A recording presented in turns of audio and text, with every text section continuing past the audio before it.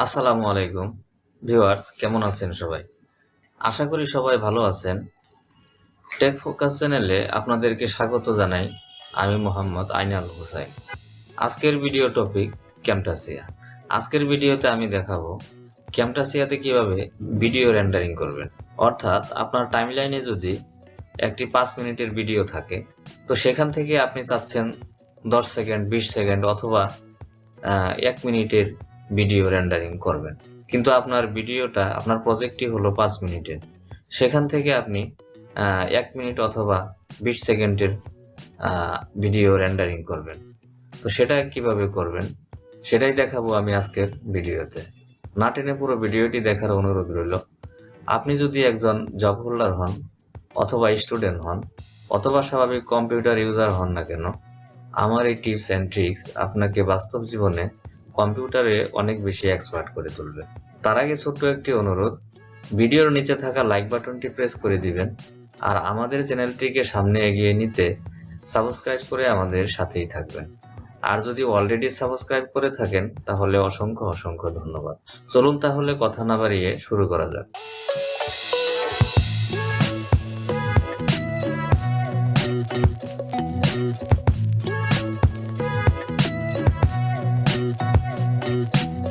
Welcome to computer screen.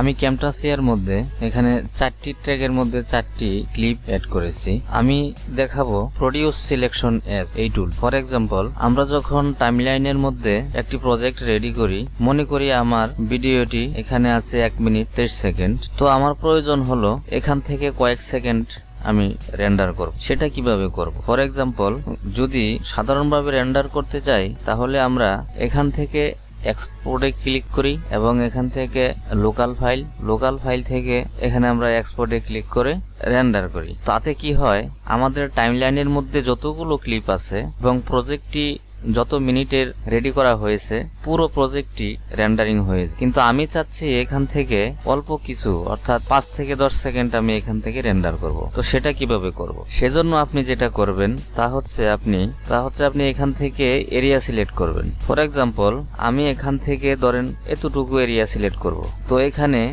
2টি কি frame আছে, ইন এবং আউট। ইন হচ্ছে সবুজটা আর আউট হচ্ছে লালটা। আমি সবুজটাকে ধরে যেখান থেকে শুরু করব ঠিক এখানে এনে ধরুন আমি এখান থেকে শুরু করব, আমি এখানে রাখলাম, এবং লাল ক্রিফ্রেমটাকে আমি ধরুন আমি এখানে রাখলাম। দেন আমরা এইটুকু এরিয়া সিলেক্ট করলাম। এখন আমরা শুধু এইটুকু রেন্ডার করব। তো এইটুকু রেন্ডার করার জন্য আপনাকে প্রডিউস সিলেকশন অ্যাজ অপশনটি সিলেক্ট করতে হবে। সেজন্য আপনি চলে যাবেন এখান থেকে এক্সপোর্ট থেকে এখানে প্রডিউস সিলেকশন অ্যাজ এটাকে সিলেক্ট করবেন। তারপর আপনি যেভাবে রেন্ডার করতেন আগে সেভাবেই করবেন। ধরুন এখানে আমি একটি প্রজেক্ট নেম দেব, তারপর নেক্সটে ক্লিক করব, নেক্সটে দিলাম, আবার নেক্সটে দিলাম।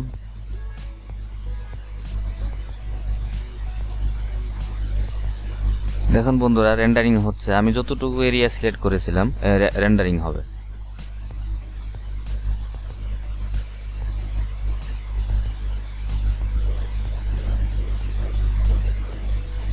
তো হয়ে গেল আমার রেন্ডারিং। আমি এখান থেকে ফিনিশে ক্লিক করি।